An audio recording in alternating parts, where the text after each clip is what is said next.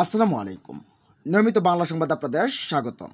শুরুতে থাকছে শিরোনাম, এরপর বিস্তারিত। হাসিনার ভিসা বাতিল করল যুক্তরাষ্ট্র। এদিকে তথ্যমন্ত্রী হাসান মাহমুদ বিমানবন্দরে আটক।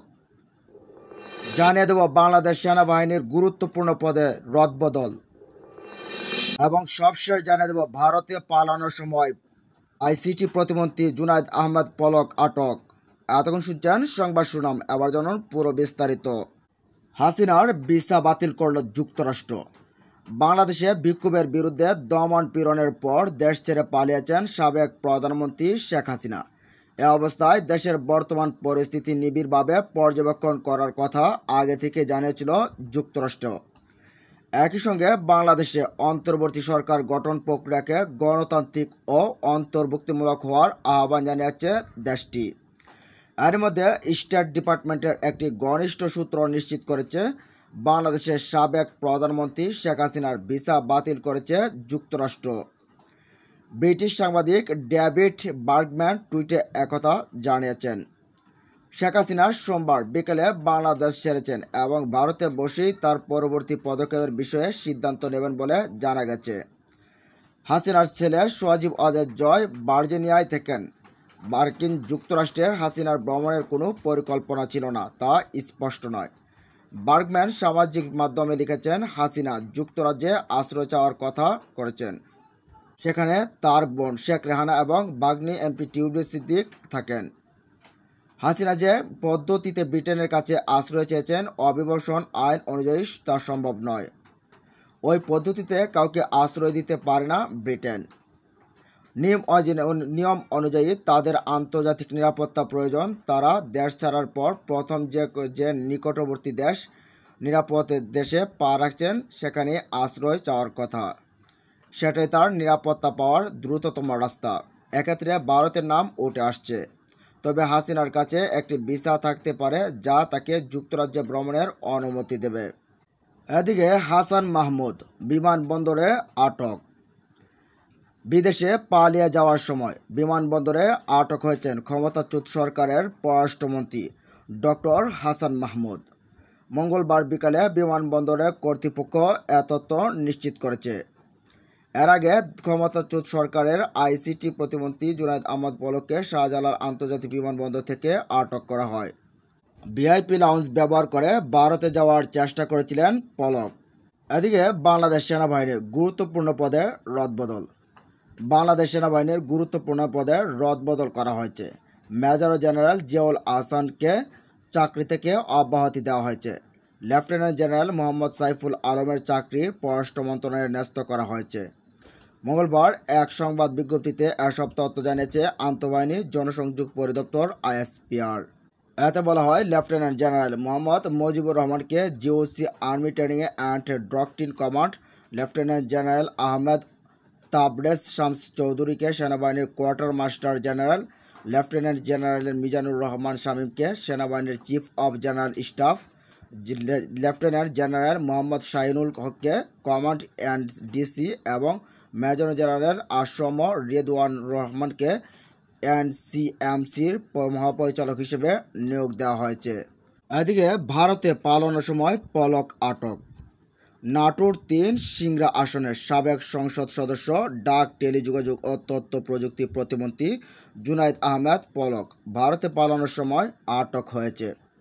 মঙ্গলবার হযরত শাহজালাল আন্তর্জাতিক বিমানবন্দর থেকে তাকে আটক করা হয়। এর আগে বৈষম্য বিরোধী ছাত্র আন্দোলনের মধ্যে শুক্রবার বিকেলে দেশের ৫ কোটি শিক্ষার্থীর কাছ থেকে করজোড়ে ক্ষমা চান জুনায়েদ আহমেদ পলক। তিনি বলেন, আমাদের ভুল থাকতে পারে, অপরাধ থাকতে পারে। ভুলের শাস্তি আপনারা আমাদেরকে দেবেন, ভুল সংশোধনের সুযোগ দেবেন, কিন্তু প্রধানমন্ত্রী শেখ হাসিনাকে ভুল বুঝবেন না। কারণ শেখ হাসিনা যদি নিরাপদ না থাকেন, তাহলে বাংলাদেশ নিরাপদ থাকবে না। উল্লেখ্য, গত সোমবার দুপুর 2:30টায় বঙ্গভবন থেকে প্রধানমন্ত্রীর পদত্যাগ করে একটি সামরিক হেলিকপ্টার দেশ ছেড়ে পলায়ন করেন শেখ হাসিনা। এ সময় তার ছোট বোন শেখ রেহানার সঙ্গে ছিলেন। এরপরই আজ দেশ ছেড়ে পালানোর চেষ্টা করেছিলেন জুনায়েদ আহমেদ পলক। এদিকে বিবিসির বিশ্লেষণ, গণতান্ত্রিক আইকন থেকে স্বৈরশাসক হাসিনা। বাংলাদেশের সাবেক প্রধানমন্ত্রী শেখ হাসিনা ওয়াজেদ পদত্যাগ করেছেন, দেশ থেকে পালাতে বাধ্য হয়েছেন।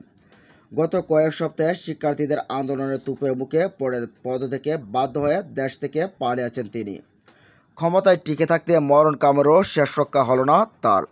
ক্ষমতাকে দীর্ঘায়িত করতে, শিক্ষার্থীদের নিহত করতে পিছপা হননি তিনি। দেশ জুড়ে চাপিয়েছেন গণগ্রেপ্তার, কিন্তু শেষ পর্যন্ত তাকে পদত্যাগে বাধ্য করতে দেশ ছাড়তে ছাত্র জনতা। অনলাইন বিবৃতিতে এসব কথা লিখেছেন আনবারসান, ইতিরাজন ও তেও ওং।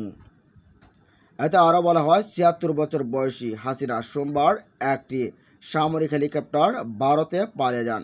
এর আগে তিনি পদত্যাগ করেছেন বলে জানান বাংলাদেশের সেনাপ্রধান জেনারেল ওয়াকারুজ্জামান। হাসিনার পদত্যাগের দাবিতে গোটা দেশে বিক্ষোভের ঝড় শুরু হয়েছিল। একদিন সকাল থেকেই শিক্ষার্থীদের দেওয়া কর্মসূচি লং মার্চ টু ঢাকাকে কেন্দ্র করে লাখ লাখ মানুষ জড়ো হয় রাজধানীতে। বাংলাদেশের ইতিহাসে সবচেয়ে বেশি সময় ক্ষমতায় থাকার জন্য এভাবে পদত্যাগ এবং দেশ ছেড়ে পালিয়ে যাওয়া অপ্রত্যাশিত। কিছুদিন আগেও কেউ এমন কথা ভাবতে পারেনি। তিনি 2009 সাল থেকে টানা 2014 সালের আগস্টের কিছুদিন পর্যন্ত ক্ষমতায় ছিলেন। সব মিলিয়ে তিনি প্রায় 20 বছর দেশ শাসন করেছেন। সম্প্রতি বছরগুলোতে দক্ষিণ এশিয়ার দেশটির অর্থনৈতিক অগ্রগতি তার কৃতিত্ব রয়েছে। শেখ হাসিনার একজন গণতন্ত্রপন্থী আইকন হিসেবে তার রাজনৈতিক ক্যারিয়ার শুরু করেছিলেন। তবে 2009 সালে ক্ষমতায় আসার পর থেকে তার বিরুদ্ধে স্বৈরশাসনের অভিযোগ ওঠে। ক্ষমতায় থাকাকালীন তিনি দেশের সকল বিরোধী দলের উপর দমনপীড়ন চালিয়েছেন। বিভিন্ন রাজনৈতিক মতাদর্শের কর্মীদের গণহারে গ্রেফতার ও গুম ও খুন করেছেন তার প্রশাসন। এবছরের জানুয়ারিতে নিজের অধীনে নির্বাচন করে তিনি টানা চতুর্থবার ক্ষমতায় বসেন। বিরোধী দলগুলো এবারের নির্বাচনকে বয়কট করে, কেননা তারা হাসিনার প্রশাসনের উপর অনাস্থার কথা জানায়। বিরোধী দলগুলো তত্ত্বাবধায়ক সরকারের জন্য দীর্ঘ আন্দোলন সংগ্রাম করেছে, তবে হাসিনা সে দাবি মেনে নেননি। তিনি তার সরকারের অধীনে নির্বাচনে বাধ্য করার চেষ্টা করেন।